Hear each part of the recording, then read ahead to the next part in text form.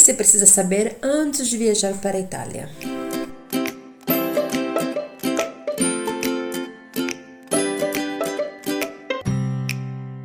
Ciao dalla mia Itália. Oi da minha Itália. Sou Ana Patrícia do blog Viajando para a Itália e hoje iremos começar essa série de vídeos, ok?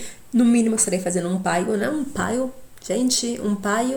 pelo menos 2 vídeos para falar sobre esse assunto, ok? Vídeos com pequenas dicas sobre sobre coisas que você realmente necessita saber antes da tua viagem, ok? Primeiro aspecto, cultura italiana. Muitos leitores me dizem que os italianos são muito arrogantes, assim como muitos leitores dizem que os italianos são maravilhosos. Mas qual é a verdade por trás desse argumento, queridos? A verdade é a seguinte, assim como no Brasil encontramos pessoas maravilhosas, encontramos pessoas arrogantes. Mesma coisa na Itália, não tem nenhuma diferença. Essa é a minha percepção, é o que eu entendo depois de 15 anos de Itália. Afinal de contas, me casei com um italiano. Não poderia dizer uma coisa contrária a isso, é verdade? Agora, o que acontece? Italiano é muito direto, ok? Provavelmente muitos brasileiros não entendem isso porque brasileiro não é tão direto. Italiano fala realmente muito alto, ok? Portanto, esse é um outro aspecto negativo não para a gente, porque quando vemos uma pessoa falando alto, parece que ela realmente está para brigar, enfim, isso é muito complicado, é uma questão cultural. Portanto, se o italiano não estiver na tua frente começar a falar muito rápido, falar muito alto e ser muito direto, não é que ele tem alguma coisa contra você, é que esse é o modo dele de ser, essa é a cultura italiana. Se você quiser saber mais sobre esse assunto, dê uma olhada no vídeo ou no post, onde eu falo sobre a questão da cultura italiana. São mais de 20 minutos de vídeo, ok, gente?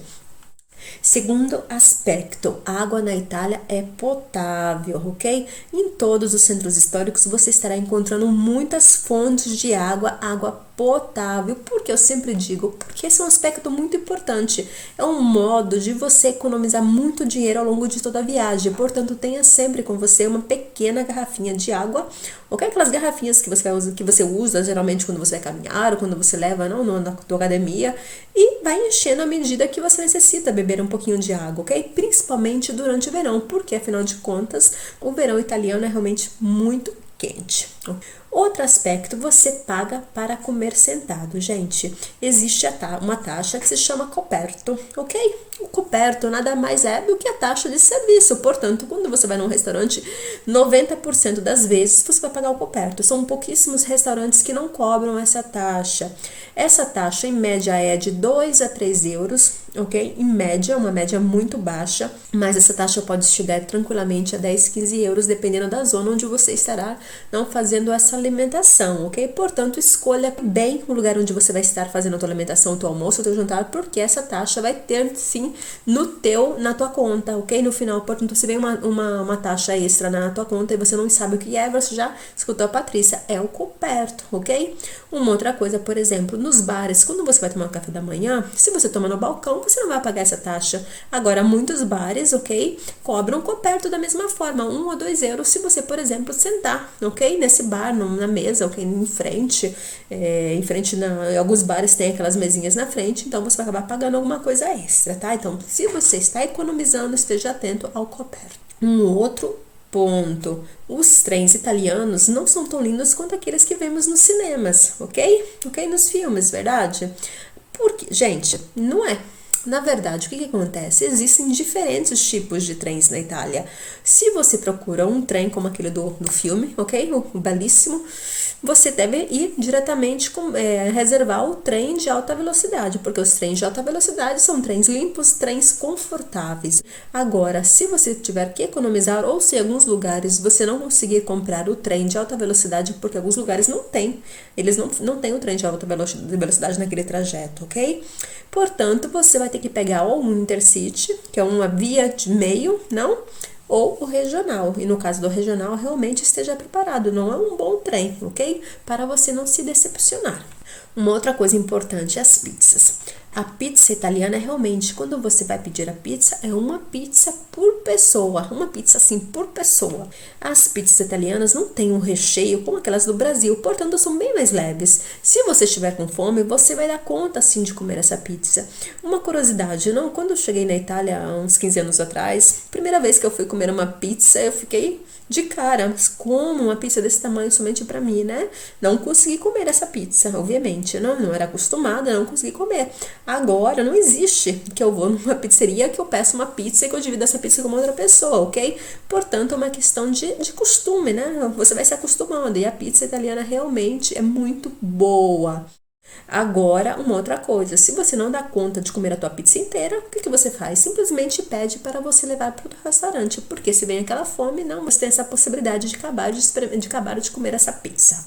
Um outro aspecto, sempre falando de comida, porque eu adoro falar de comida, não tem jeito, eu sou magra de ruim, ok?